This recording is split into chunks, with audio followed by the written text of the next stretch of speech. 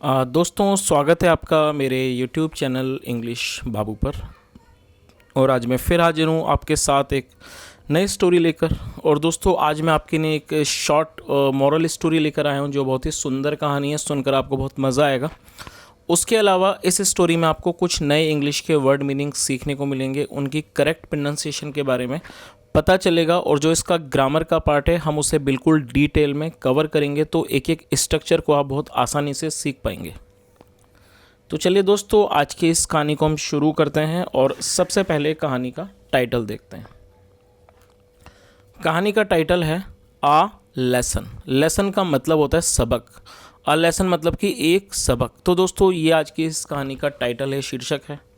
अब मैं इसे पढ़ना शुरू करता हूँ और आपसे रिक्वेस्ट है आप इसे बिल्कुल ध्यान से सुने, और यदि आपको कोई भी नया वर्ड या फिर नया स्ट्रक्चर देखने को मिले तो आप उसे नोट भी ज़रूर करें। तो चलिए इसको शुरू करते हैं। अमर वॉज एन ओबीडियंट बॉय। क्या मतलब हुआ दोस्तों? ये जो वाक्य है ये सिंपल पास्ट का सेंटेंस है। जब हम किसी भी वाक्य में वॉज या वर्ब का प्रयोग करते हैं हेल्पिंग ऑफ के रूप में, और साथ में कोई भी नाउन या फिर एडजेक्टिव को लेकर वाक्य बनाते हैं, तो इस तरह का जो वाक्य है वो सिंपल पास्ट का वाक्य कहलाता है, जहाँ पर किसी भी तरह की वर्ब का प्रयोग नहीं किया जाता है। तो इस लाइन का क्या मतलब हुआ? और दोस्तों, ये जो वर्ड है ओबीडियंट, ये एक एडजेक्टिव है जिसका मतलब होता है आज्ञाकारी। अमर वॉज एन ओबीडियंट बॉय। अमर एक आज्ञाकारी लड़का था। His parents loved him. और दोस्तों, ये जो हमारा वाक्य है ये पास्ट इंडेफिनिट का अफर्मेटिव वाक्य है। जब हम पास्ट इंडेफिनिट में कोई भी अफर्मेटिव का वाक्य बनाते हैं तो वहाँ पर वर्ब की सेकंड फॉर्म का प्रयोग किया जाता है। हिज पेरेंट्स लव्ड हिम मतलब उसके माता पिता उसे प्यार किया करते थे, या कह सकते हैं उसके माता पिता उसे प्यार करते थे। But Amar had one bad habit. दोस्तों, ये जो हमारा वाक्य है ये पास्ट का पॉजिटिव सेंटेंस है। जब हम पास्ट में कोई भी ऐसा वाक्य बनाना चाहते हैं जहां हम ये शो करना चाहते हैं कि पास्ट में किसी के पास कुछ था, तो इस तरह का जो वाक्य है वो पास्ट का पॉजिटिव वाक्य कहलाता है, जहां पर हैड का प्रयोग किया जाता है हेल्पिंग ऑफ के रूप में। तो इस लाइन का क्या मतलब हुआ? बट लेकिन Amar had one bad habit, लेकिन अमर की एक बुरी आदत थी। He used to eat a lot of sweets and chocolates. क्या मतलब हुआ?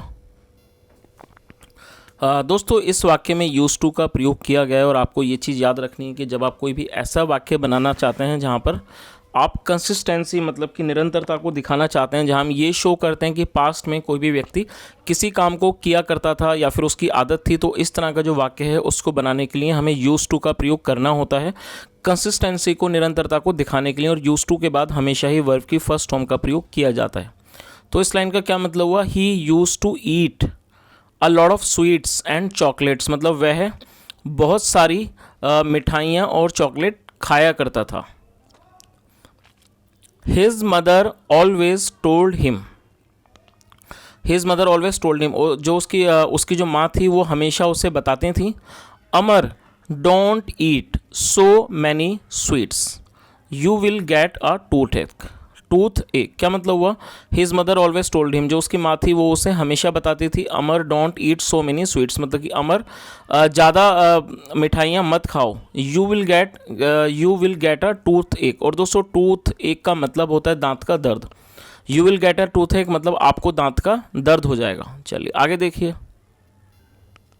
हिज मदर ऑलवेज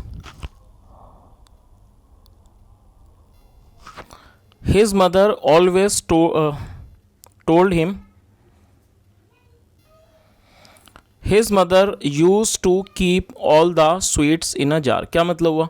और दोस्तों, इस वाक्य में भी used to का प्रयोग किया गया, और used to के बाद वर्ब की फर्स्ट फॉर्म का प्रयोग किया जाता है। तो इस लाइन का क्या अर्थ हुआ?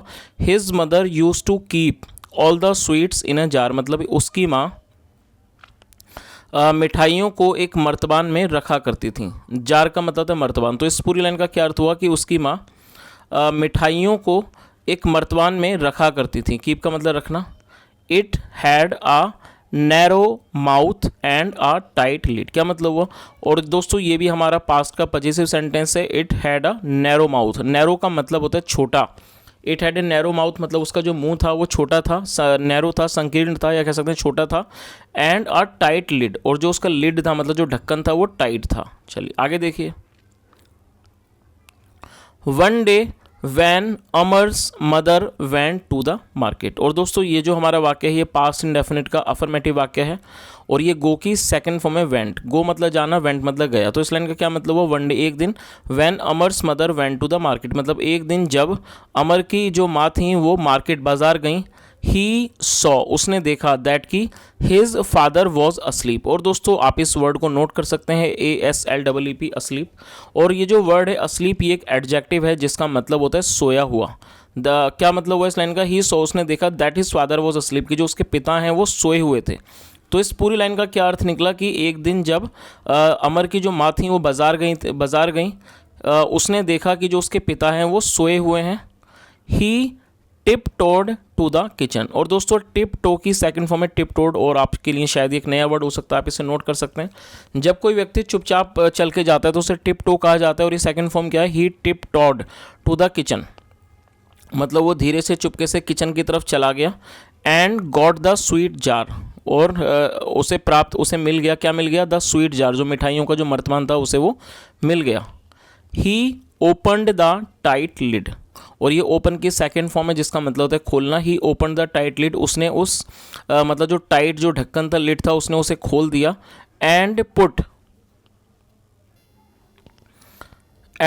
His hand in the narrow mouth. Put का मतलब रखना, तो इस लाइन का क्या अर्थ हुआ कि ही ओपन द टाइट लिड, उसने मतलब उस टाइट ढक्कन को खोल दिया। And put his hand in the narrow mouth, और उसने वो जो नैरो माउथ था मतलब वो जो एक छोटा सा जो उसका मुंह था उसके अंदर उसने अपने हाथ को डाल दिया, या कह सकते हैं रख दिया। He picked a fistful of sweets. क्या मतलब हुआ दोस्तों, फिस्ट का मतलब होता है मुट्ठी, तो इस लाइन का क्या मतलब हुआ, he picked a fistful of sweets, मतलब उसने एक मुट्ठी भरकर जो मिठाइयाँ थीं उनको उसने उठा लिया। पिक का मतलब उठाना होता है, और ये सेकंड फॉर्म है, तो इस पूरी लाइन का ये अर्थ हुआ, he picked a fistful of sweets, मतलब उसने मिठाइयों से मतलब एक मुट्ठी को भर लिया, मतलब मुट्ठी में उसने मिठाइयों को भर लिया और उसने उसे उठा लिया। बट लेकिन when he tried to pull his hand, और दोस्तों पुल का मतलब होता है खींचना, और ये जो हमारा वाक्य है ये भी पास्ट इंडेफिनिट का अफर्मेटिव वाक्य है, लेकिन इस वाक्य में दो वर्ब का प्रयोग किया गया है। तो जब आप कोई भी ऐसा वाक्य बनाना चाहते हैं जहाँ पर दो वर्ब का प्रयोग किया जाता है, तो जो पहली वर्ब है उसे आपको टेंस के अकॉर्डिंगली यूज़ करना है, उसके बाद टू, और टू के बाद वर्ब की फर्स्ट फॉर्म का यूज़ किया जाता है। पुल का मतलब होता है खींचना, तो इस लाइन का क्या मतलब हो, बट लेकिन when he tried to pull his hand, लेकिन जब उसने अपने हाथ को खींचने की कोशिश की, पुल हिज हैंड आउट मतलब जब उसने अपने हाथ को खींच के निकालने की कोशिश की, इट गॉट स्टक, और स्टक का मतलब है फंस जाना। It got stuck in the jar, वो उस जार में मतलब मर्तबान में फंस गया। तो इस पूरी लाइन का क्या अर्थ हुआ, but when he tried to pull his hand out it got stuck in the jar, मतलब जब उसने अपना हाथ बाहर मतलब कि खींचकर बाहर निकालने की कोशिश की, it got stuck in the jar, वो मर्तबान में फंस गया। चलिए आगे देखिए। अमर्स फादर अवोक, और दोस्तों यहाँ अमर के बाद एपिस्ट्रोफी एस का प्रयोग किया गया है जिसका मतलब होता है का, के, की। तो जब आप किसी के साथ भी या किसी नाम के साथ को जोड़ना चाहते हैं तो वहाँ पर एपिस्ट्रोफी एस का प्रयोग किया जाता है, और ये अवेक की सेकंड फॉर्म है। अवोक मतलब जग जाना। अमर्स फादर अवोक, जो अमर के पिता थे, जो उसके पिता थे वो जग गए। ही सैड टू अमर, उन्होंने अमर से कहा, you have picked up too many sweets in your fist. क्या मतलब हुआ, और दोस्तों इस वाक्य में हैव के साथ वर्ब की थर्ड फॉर्म का प्रयोग किया गया है। तो जब हम किसी भी वाक्य में हैज़ या हैव के बाद वर्ब की थर्ड फॉर्म का प्रयोग करते हैं तो इस तरह का जो वाक्य है वो प्रेजेंट परफेक्ट का वाक्य कहलाता है, जिसका मतलब होता है कि वर्तमान में कोई क्रिया पूरी हो चुकी है। तो इस लाइन का क्या अर्थ हुआ, ही सेड टू अमर, मतलब उन्होंने अमर से कहा, you have picked up too many sweets in your fist, मतलब आपने अपनी मुट्ठी में बहुत सारी मिठाइयाँ उठा ली हैं। It's more than your little hand can hold, क्या मतलब हुआ, it is more than your little hand can hold, मतलब ये उससे अधिक हैं जितना आपका जो छोटा सा जो हाथ है वो होल्ड कर सकता है, पकड़ सकता है, ये उससे ज़्यादा अधिक हैं। सो इसलिए your first your fist can not come out of the jar. क्या मतलब हुआ इस सो मतलब इसलिए योर फिस्ट जो आपकी मुट्ठी है can not come out of the jar, जो आपकी मुट्ठी है वो जार से मतलब मर्तबान से बाहर नहीं आ सकती है। चलिए आगे देखिए।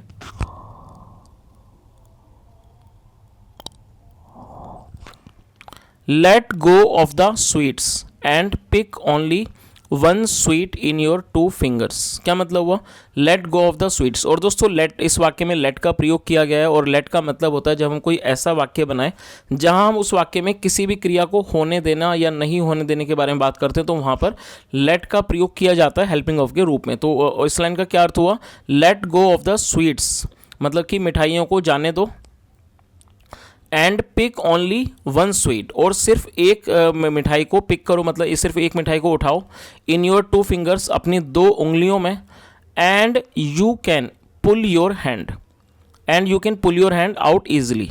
और ईजिली का मतलब आराम से, तो उन्होंने क्या कहा कि and you can pull your hand out easily, और आप अपने हाथ को आसानी से बाहर खींच सकते हो। तो इस दोस्तों इस पूरी लाइन का क्या अर्थ हुआ कि उसके पिता ने उसे क्या कहा कि जो मिठाइयाँ हैं उनको छोड़ दो, उन्हें जाने दो, सिर्फ एक मिठाई को उठाओ अपनी दो उंगलियों से, इस तरह से आप अपने हाथ को आसानी से बाहर खींच सकते हो। चलिए आगे देखिए। Aman did as told, Aman did as told मतलब अमर ने वैसा किया जैसा उसे कहा गया, and pulled out his hand और उसने अपने हाथ को बाहर खींच लिया, from the jar easily, from the jar easily मतलब मर्तबान से आसानी से। तो इस पूरी लाइन का क्या मतलब हुआ, Aman did as told and pulled out his hand from the jar easily मतलब अमर ने वैसा किया जैसा उसे बताया गया और उसने आसानी से अपना हाथ मर्तबान से बाहर खींच लिया। चलिए दोस्तों अब इस कहानी का एक बार हम मॉरल भी देख लेते हैं। मॉरल क्या है इस कहानी का, always take only as much as you can handle. क्या मतलब वो always take only as much as you can handle मतलब सिर्फ उतना ही लो जितना आप संभाल सकते हो। तो दोस्तों ये आज की एक बहुत छोटी सी प्यारी सी कहानी थी और मैं उम्मीद करता हूँ कि जो कहानी का मॉरल है आपको अच्छा लगा होगा। जैसा हमने इस स्टोरी में देखा कि जो उसके पिता थे उन्होंने उसे बहुत अच्छी बात समझाई कि आपकी जो मुट्ठी है वो ज़्यादा मिठाइयाँ मतलब कि उसको होल्ड नहीं कर सकते, तो आप सिर्फ एक ही मिठाई को उठाओ और उसके बाद उसका जो हाथ था बहुत आसानी से बाहर आ गया। तो इससे हमें ये शिक्षा मिलती है दोस्तों कि कई बार हम चीज़ों में बहुत सारी चीज़ें एक साथ करते हैं जो हम नहीं कर पाते, और जैसा हमने देखा इस कहानी का जो मॉरल है उसमें भी यही चीज़ बताई गई है कि हमें सिर्फ उतना ही करना चाहिए जितना हम हैंडल कर सकें। तो दोस्तों ये आज की छोटी सी कहानी थी।